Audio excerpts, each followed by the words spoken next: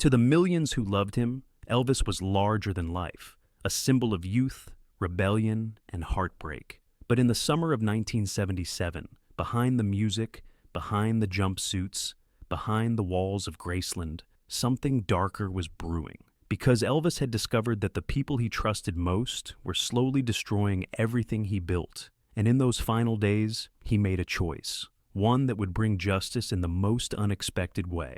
August 8th, 1977, a storm rolled over Memphis. Thunder shook the windows of Graceland. Elvis sat alone at his piano, a stack of unopened envelopes at his side. One letter sat on top.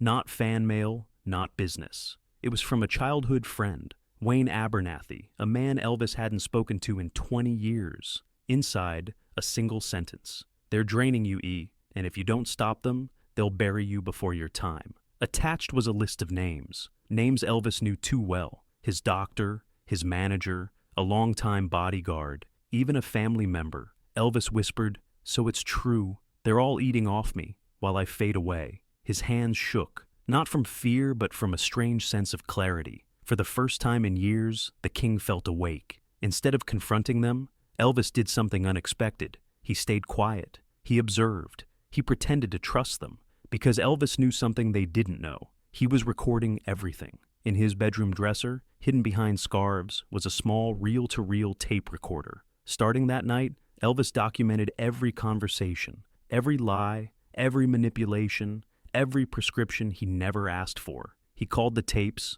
the justice sessions. One by one, the people who betrayed him stepped into the trap without even knowing it. This was smart revenge, quiet, calculated, the kind no one ever expected from the man they thought was too soft. But Elvis didn't just want revenge, he wanted truth. So he called the one person who never asked him for anything, his ex-wife, Priscilla. Elvis handed her an envelope, thick, sealed, and heavy. "If anything happens to me," he said, "you give this to Lisa, and then to the world." Priscilla touched his hand. "Elvis, don't talk like that." But he simply smiled, the same soft smile he had in 1956 when he first held a guitar. "I'm not planning on leaving," he said.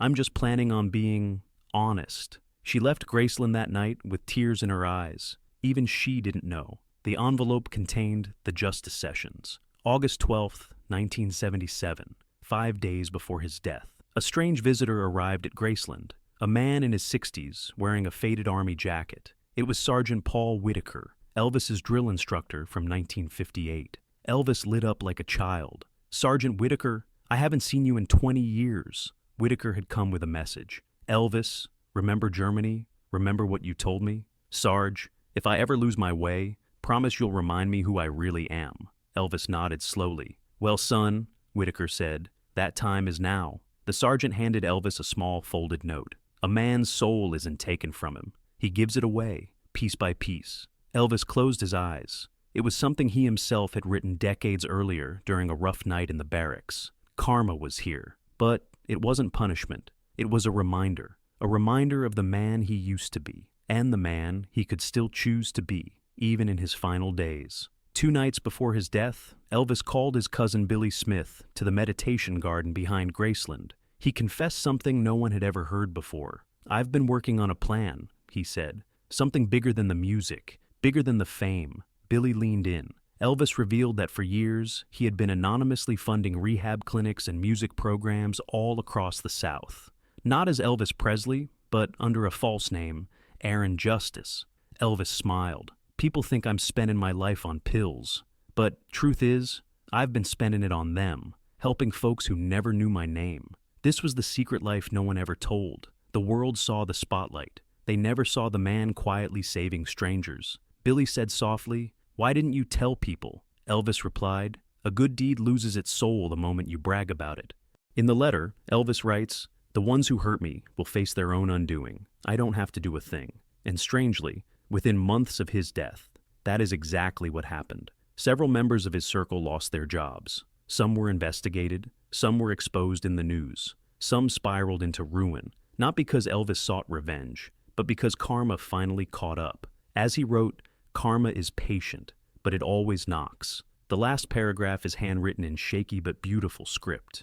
"Maggie, if the world ever reads this, I want them to know one thing. You loved me when I felt unlovable. You believed in me when I doubted myself. And you reminded me that a man's worth ain't in the crowds cheering his name, but in the one person who sits with him when the cheering stops. The letter ends with one last message. If anyone finds this, tell her thank you. Tell her she saved the king.